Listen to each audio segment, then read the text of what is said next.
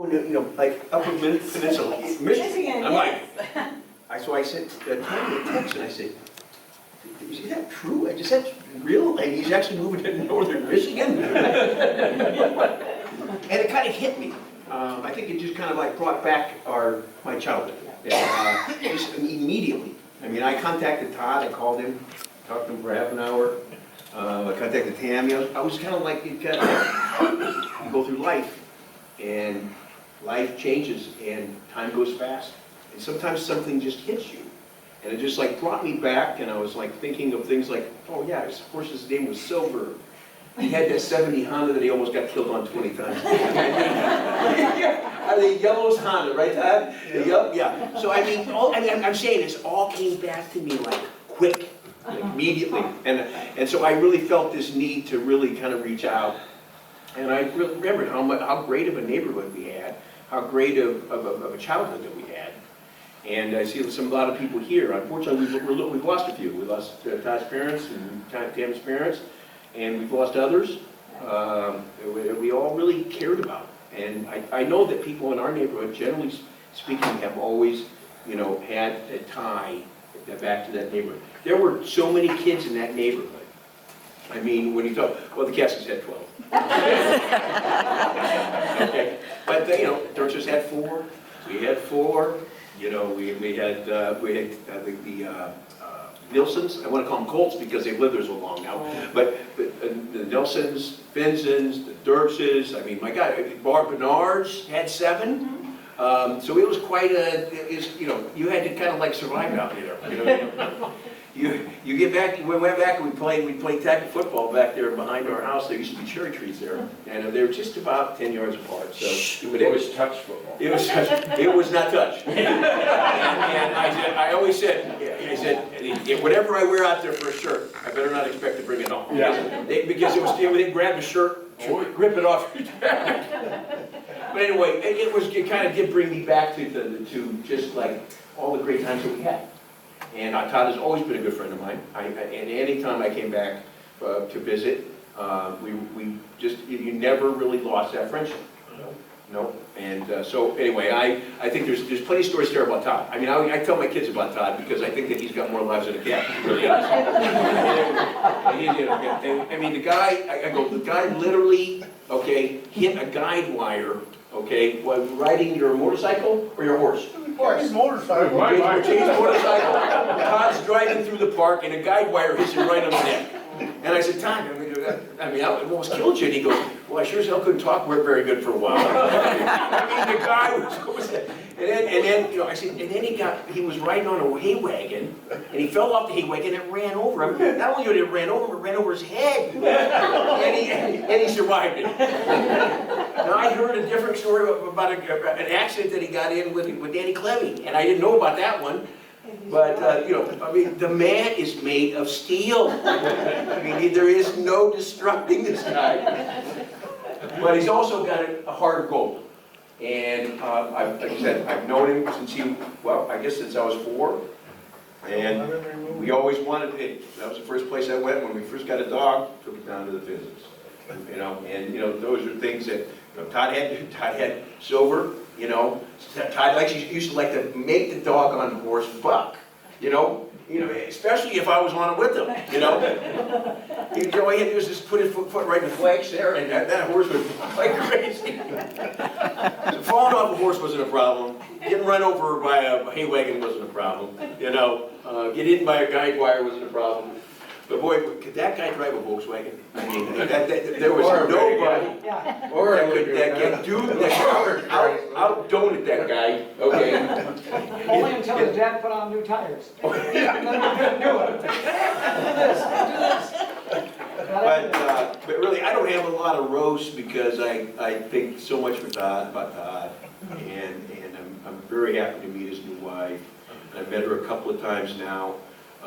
And so I'm really thrilled for him. And I looked at the house and I was like, wow. I mean, it looks like a pretty tranquil place, and a place that you can really find yourself at for sure. So I just wish you the best of luck, both of you. And I'm very happy to be here, and I'm certainly happy to see everybody. Actually, Miss Homefield, come on. I mean, we recognize each other. That was good. So, anyway, that's what I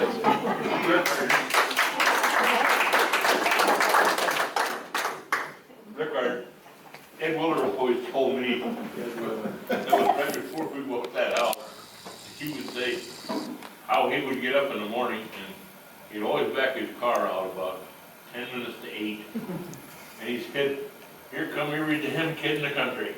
He piled into my car because they wanted to ride to school. That's right, because he was going down for coffee. Yeah. Yes, and he would stop and wait and make sure that we got there. Oh, yeah. Because it was cold, man, it was cold. He said the place was packed with kids. That's exactly right. Yep. Oh, God. I think you have to tell the BB gun story just because of the total careless act that you guys all participated in and how, he said, I wouldn't have done half the fun things I did. Todd wasn't around because he had a BB gun for everybody. There's people here that can't defend themselves, so we'll go after them. There was like we decided to have a BB gun fight. And the only problem is, none of us had BB guns except for Todd. So Todd had like an arsenal. Okay? Todd was like, here you go, here you go, here you go. And so we went up to the big ditch and we were literally shooting each other. We had no goggles on, you know, I mean, come on now, everybody's worried about helmets and all that stuff.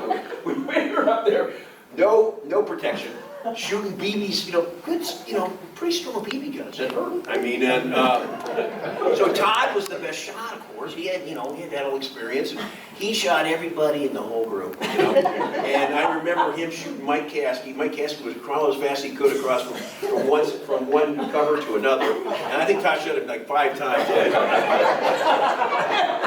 So then, whatever, I think it was Mike. I think it was Mike. It was one of the Caskys. Okay, it was Kim. Was it Kim that shot you? Okay. Todd stuck his head up, and you know, I'm sure Kim wasn't looking to shoot him in the eye, but he was definitely shooting at his head. And he hit Todd right in the eye, and then so we took. We went back to my parents, my mom at first, and my mom saw that BB in your eye. She goes, you got a BB in your eye. And the guy goes, nah, I saw it bounce out.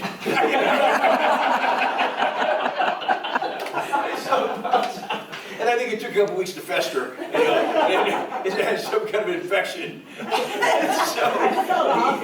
ended up going in and getting it out. Yeah, we got her out. Yeah. Oh boy, that was way before the times of being, you know, I mean, my wife, my cat, she goes, you don't have a helmet on. I go, God, you know what I did without a helmet on?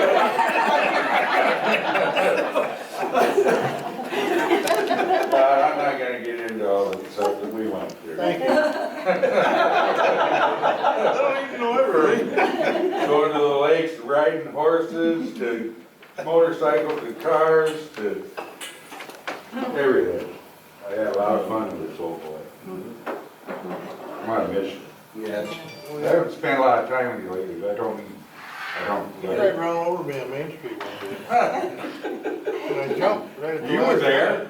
Well, hopefully it was that Weren't little you? Fiat you had there. No, that was that Weren't orange. you there with the Schmidt? Weren't you with Manley and him walking from the bar across over to Manley and he ran at me? I don't think so, but Yeah. hey, I don't have the greatest memory. Especially bad things about me. I told his mother the next day that he hit a pheasant because the windshield went like this, so it shattered. It was my knee, actually. And there seemed to be a 4th of July fireworks fight one time in vehicles. You had a whole truckload of kids throwing green apples at us after all the fireworks ran out. I was on behind him when at 7:50 and we went for a joyride. They didn't catch us. No, they gave up. Yeah, you heard about it. Hey, that was back in the day before you went home and told your parents, and then your parents, you know, did something about it, you know. You didn't go home and tell your parents, because your parents make you too, you know. Well, okay, so when Todd driving the gas truck, if we met each other on the road, we'd meet on opposite sides. And we made a pact that if we get over there, you stay over there. Yeah. So he's heading up on the 3 and I'm coming in, Mom's riding with me, and he gets over in the other side. So, I had to get over there, you know. Marge say. Marge didn't think much of it. Yes, she did. I didn't know Mark was with you. That she didn't think of it. But I think I used about 8 of mine with this guy right here too. Had a lot of fun though, didn't we? Oh, absolutely. I would trade it for the world. No. Chuck and I have had more fun than anybody should be allowed. I just know I've been watching him back in the day ride motorcycles, dirt bikes. And I've seen him go through some stuff, probably the 7th or 8th life. But if he ever goes bald, his head's gonna look like a road map. It really will. So by that little Honda 70, I don't know how many times I got jumped off the ass end of that. Oh, gosh, well, Todd used to, he was known to go down Main Street, standing up and saying, That was my, remember, I told this earlier. I don't know how he got the stuff, I don't know how you got the throttle stuff, but Just had to go fast before you stood up. Horrible. Todd, when he wrestled. And he worked hard at it, there's no doubt about it. Well, I learned the shit out of it. No, but he'd have these wrestle-offs. He couldn't beat Rickard. He couldn't beat Steve, you did. So he always had to go up and wait to wrestle in a meet.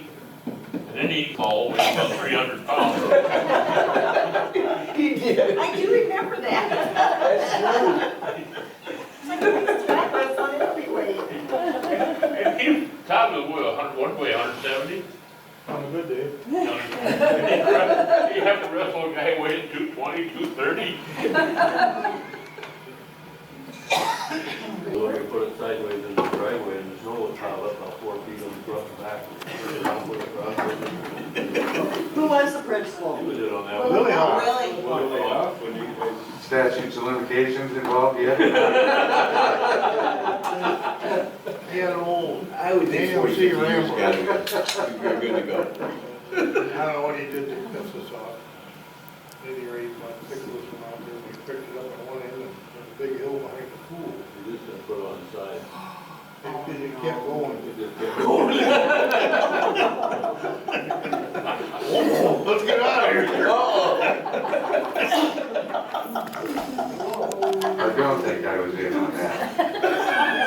Sorry, the biggest man we had. It was an old one, you just brought it down and did the body work off of it. Not more body work, but we got Wow. Must have been every Oh, really?